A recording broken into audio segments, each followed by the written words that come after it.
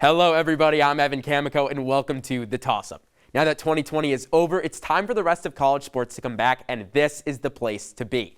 Each week, join myself and an expert-lined panel dissect the latest sports news from some of the nation's most elite college programs here in Bloomington to the biggest stadiums and stages around the world. Stick around because we have a great show for you coming up on the Toss Up.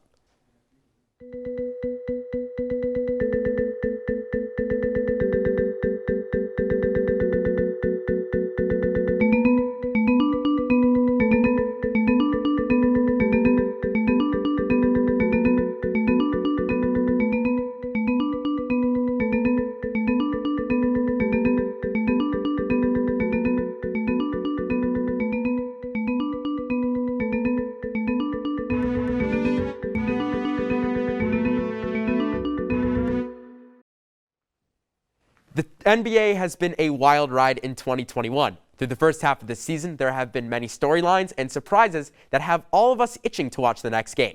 With the All-Star break coming last week, the second half of the season is sure to be a good one. Whether it's the surprising start to the season for the Utah Jazz as the Western Conference's #1 seed, the Brooklyn Nets going from a Big 2 to a Big 4, and the New York Knicks actually looking like playoff contenders, there is a lot of basketball to talk about. Joining me this week to dive into the latest happenings in the NBA and get you ready at home for the second half of the season are IUSTV's own Stephan Walker and Anthony McClain. Guys, thank you so much for joining me tonight. Thank you for having us. Hey, no problem. Good to be here. All right, so let's jump right into it. Stephan, we'll start with you. The Utah Jazz are probably surprising all of us. They're the #1 seed in the Western Conference. How have they been so successful, and do you think they'll continue the success? Well, one of the things, obviously their all-star guard, Donovan Mitchell, averaging 25 points a game. You got Rudy Gobert, who's always a perennial, defensive player of the year candidate. He's 13 boards a game. He's always racking up the blocks, second in the league in that category. But they're also getting a lot of, depth off the bench. Other role players. Jordan Clarkson's kind of breaking out this season as a bench player. You got, Joe Ingles is always a consistent guy. Even Mike Conley kind of getting himself back into playing into an all-star form. So they have the pieces around, which is what they're doing, and they're exceeding everyone's expectations. I don't think they can really keep up. I mean, they're the #1 seed by a couple games over the Suns. I think in the second half, they're going to come down to earth a little bit, and I think they'll slip into the 3rd or 4th seed when going into the playoffs. But as of right now, I don't think anyone saw what they're doing. Yeah. Anthony, anything to add? Yeah, I would definitely agree that, the bench is definitely stepping up for them right now. And, Donovan Mitchell is just a bona fide star. He's probably one of the best young players right now. So I would definitely say that, the success that they're having right now is definitely validated, but I can definitely see them slipping down to maybe the 3rd or 4th seed as well, just because of, there's a lot of teams in the West that are just, there's a lot of star power. So and the West is super deep. We'll get into that a little bit later in the show. But Stephan, you brought up Mike Conley. He's someone off the bench for Utah who's an all-star now. He was named to the All-Star game. He played in the All-Star game last week. Did pretty good in the All-Star game. I don't remember his stats off the top of my head, but I remember he had a great showing. And that's just something to watch, definitely, is how will they move towards the second half? Because you're going to have the Lakers. They're going to get healthy. We'll talk about that in a few. But before we talk about the West, because there's a lot to talk about in the West, let's move over to the East. Brooklyn is now a Big 4. Originally, they were a Big 2. Then they added James Harden, and now they added Blake Griffin. Anthony, what do you think? What can you make of Brooklyn? To make things interesting, I could argue that I don't know if they're a Big 4. Blake Griffin has been, he's still a great player, and I think he's still a great big man and everything like that, but I just think he's a shell of what he used to be. I think he'll definitely be a good role player, but I think, whenever these big signings happen for teams, people like to, buy into the hype, and I think Blake will definitely be a good piece, but I wouldn't go as far to say Big 4. I'm going to have to agree. I don't see him as a Big 4. Blake Griffin, he's still a good player. I wouldn't say he's a great player, not an all-star. The dude used to be one of the best dunkers in the league. He hasn't dunked since 2019. This guy dunked over a Kia, over a car. He hasn't dunked in over a year. So I don't really think they're a Big 4. They're a great team. They have KD when he's healthy. They got Kyrie and they got James Harden. I know the problem was going to be who's going to hold the ball. They've done a pretty good job of that. The problem is where's the defense going to come from? And if they're going to make a run in the East, that's where it's got to be. So, Blake Griffin, great for depth off the bench because they need it. But I think it's still a Big 3 right now, maybe Big 3.5. Yeah, I'd say 3.5, and especially when the Nets got Harden, they gave away Jared Allen, a really young, good center that I didn't even realize he's only 22 years old. So that was something that definitely caught me by surprise. So we talk about the Nets. Let's look at some of the rest of the East. How big is that gap between the Nets and, say, the Sixers, who are the number 2 team right now?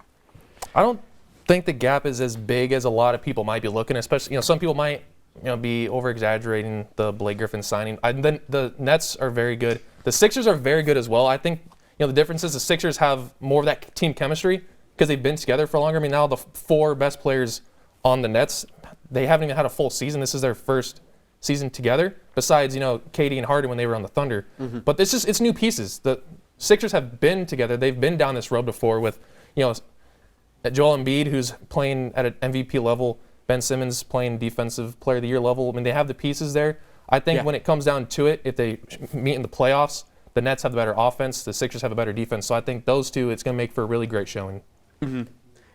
Yeah, I would, the East is very, very competitive right now under that, that 1 seed for the Nets. You got the Pacers, you got the Sixers, you got the Heat. All of these teams are very balanced, and whenever it comes to those teams, and I think how they'll compete with the Nets is definitely with defense and also team chemistry. A lot of these teams have been, playing with each other for a while, especially the Heat. After that big run that they made, I can definitely see them sneaking up and being a big problem for the Nets, honestly, later in the season. Yeah. And, we'll move back to the West. Like I said, we were going to talk about, let's talk about the Lakers.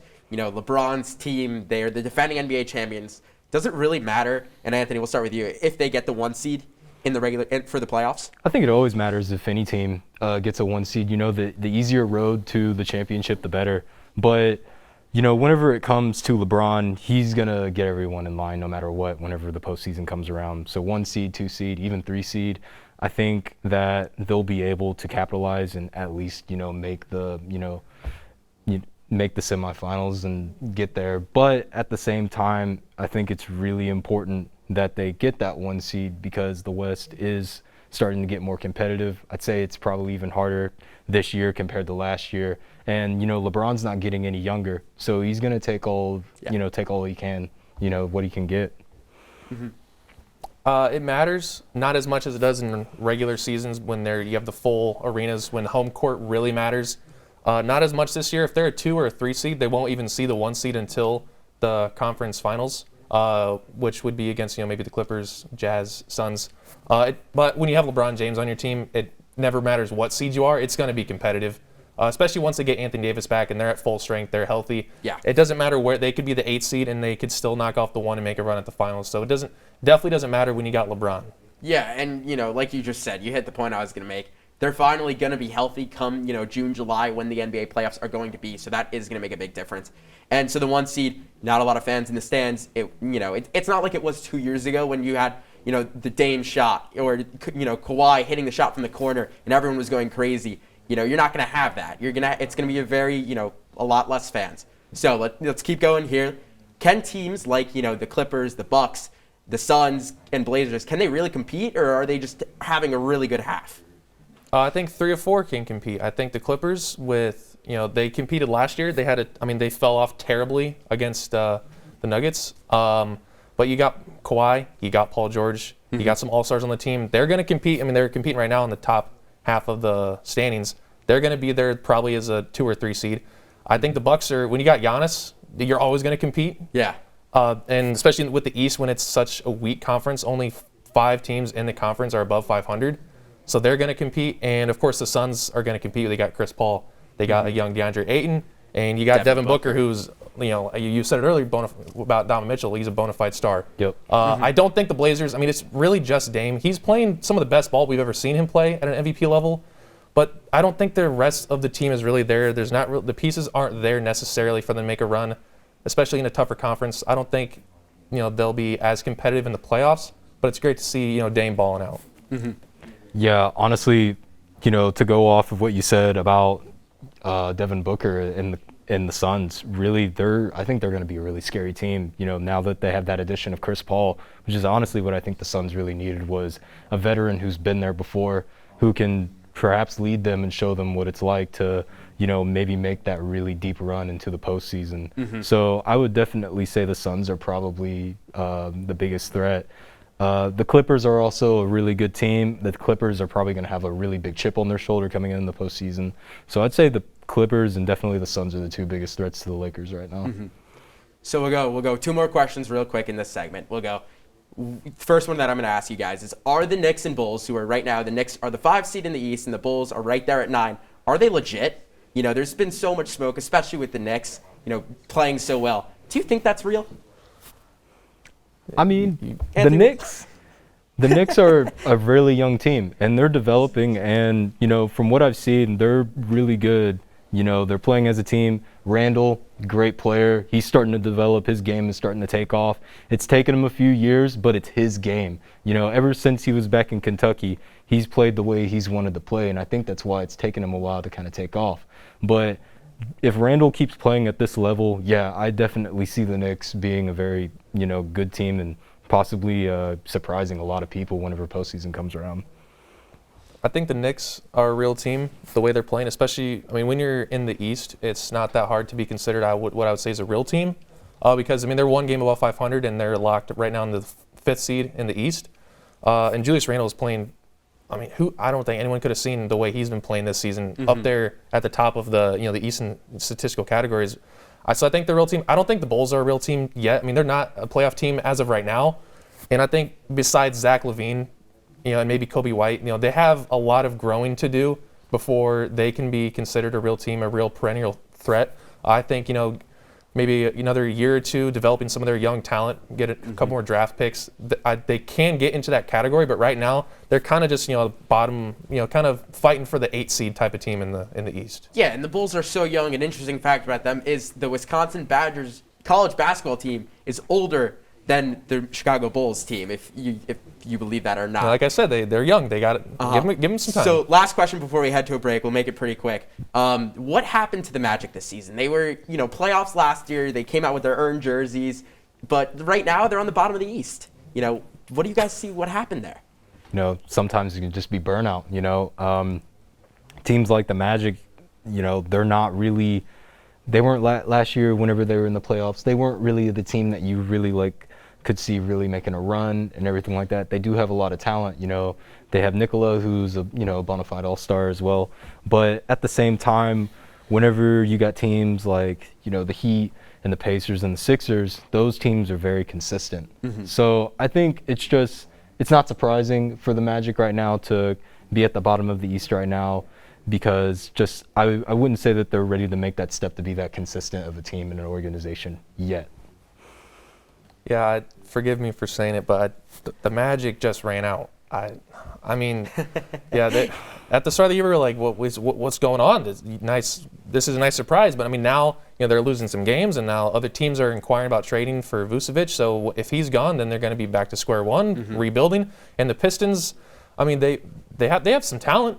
Yeah. They don't have, you know, all-star talent as other teams do. So I think what happens is, you know, they just can't compete. Yeah. Plus, I mean, they were competing against teams that were in the bubble, and the Pistons were at home, enjoying themselves for the entire quarantine, while these other teams were grinding it in the playoffs. So I mean, so they had an early vacation, so they've had more time to get their body right, and now I think now it's just catching up to them. These other teams are starting to get back into the groove of things, and now they just kind of fallen off. And coming up after the break, Gwendolyn Parks joins us at the media wall to give you an update on your favorite Hoosiers in the pros. And then we have our postseason predictions for the 2021 NBA season. We'll be right back.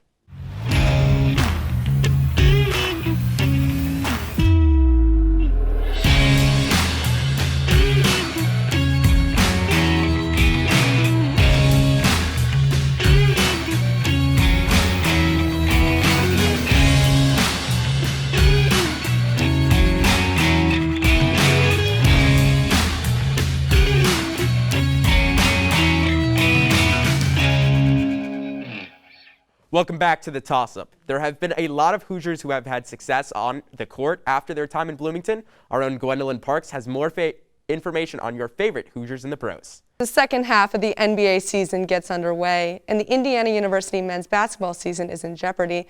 Indiana fans at home can rest assured that their favorite Hoosiers in the NBA are continuing to make an impact on the court. To start off, we have Victor Oladipo, who, after being traded to the Houston Rockets, he was reunited with another former Hoosier, Eric Gordon. During the 2020 to 2021 season, Oladipo has racked up impressive numbers, averaging per game 20 points, 5.2 rebounds, and 4.5 assists. Next, we have OG Anunoby, drafted in 2017 by the Toronto Raptors. Per game, OG is averaging around 14 points and 5.7 rebounds, but will miss his third straight game due to team protocols, and it is unclear when he will return to the lineup. Another former Hoosier, Cody Zeller, is currently playing for the Charlotte Hornets. During his 2020-21 season, Zeller is averaging 10 points, 7.6 rebounds, and 2.4 assists per game. Due to Zeller's injuries this season, the Hornets chose not to play Zeller in the final 4 games before the All-Star break. Thomas Bryan, who previously waived by the Los Angeles Lakers, was claimed by the Washington Wizards in 2018. During his current 2020-2021 season with the Wizards, Bryant is averaging around 14 points and 6 rebounds per game. Sadly, Bryant will miss the rest of the season due to a torn ACL. From the 2019 NBA draft, we saw former Hoosier Romeo Langford making his debut in the NBA when he was drafted by the Boston Celtics. Langford had undergone surgery on his right wrist and had missed the rest of the 2019-2020 season. The Celtics are slowly easing him back into the game during the 2020-21 season. Additionally, from the 2019 draft, IU alumni Juwan Morgan struck a deal to play for the Utah Jazz. Morgan started off the 2019-2020 season with the NBA G League Salt Lake City Stars, and when he went to start with the Jazz in the 2020 playoffs against the Denver Nuggets. Well, in the second half of the season underway, make sure you keep an eye out for these former Hoosiers to leave their mark on the game. Back to you, Evan. Thanks, Gwendolyn. Now it is time for our fast fire questions. I got a line of questions to ask you guys about postseason predictions. We're going fast, so about 30 seconds, maybe a little less. Fast fire is the name of the game, so let's get right into it. Stephen, we'll start with you. Who is your MVP prediction for the 2021 season? As long as he gets back from COVID and keeps balling out, I think it's Joel Embiid. Is that fast enough? That is plenty fast enough, Anthony. Yeah, I would have to agree, but also, you can never sleep on LeBron. So if Joel doesn't, stay healthy and everything like that, then I'd definitely say LeBron. Yeah, and another guy that I think you got to throw in there is just Giannis. You can't ever sleep on him as well. We're going fast. Let's keep moving. Rookie of the Year prediction. Stephen, we talked about this earlier before the show. Who's your Rookie of the Year? I don't even think we need to talk about it. I mean, it's LaMelo Ball. Consensus? Everyone in consensus? Yeah. I think it's unanimous. I mean, the only other person that I would consider throwing in there is Pat Williams. Anthony Edwards hasn't, had the same impact on the Timberwolves as LaMelo, and James Wiseman, the same thing for him on the Warriors. So let's move on. Anthony, we'll start with you. What is your Western Conference Finals prediction? I'm going to have to say Clippers-Lakers. I can definitely see an LA showdown for this one. Mm-hmm. I had the same one, but for the sake of being a little bit different, I think it's going to be the Lakers again. Granted, they're all healthy. And then I think it's going to be, if not the Clippers, I think the Suns. I'm going to go different. I'm going to go Lakers because you can't count out LeBron and AD. And my second one is going to be the Utah Jazz. The number 1 team right now. Donovan Mitchell is a bona fide all-star, as we've said so many times already today. You can't count him out. All right, Stephen, back to you. Eastern Conference Finals prediction. Got to say the Nets. And can't usually count the Bucks. So I think it's going to be Nets-Bucks. But, I mean, it's Nets-Bucks or Sixers. I think you could toss them, but I think Nets-Bucks. I'm going to have to say Nets-Sixers. I think Joel Embiid is not going to let up in the postseason. He's going to keep going off. Yeah, I agree with you, Anthony. I'm going to go Nets-Sixers as well. You can't count out, when you have KD, Kyrie, and James Harden on the same team, you got to throw them in. And the Sixers have been playing so well this season. So we'll move on. NBA Finals prediction. Anthony? I'm definitely going to have to say Nets-Lakers. I just think that's just how it's going to be. LeBron's the man, and so is KD. They're going to want each other at least one more time. This fast fire is going really well. We've pretty much agreed on everything because I think also Nets-Lakers because I don't think with the we've talked about the Nets big 4, big 3, whatever. I don't think there's any way they can lose.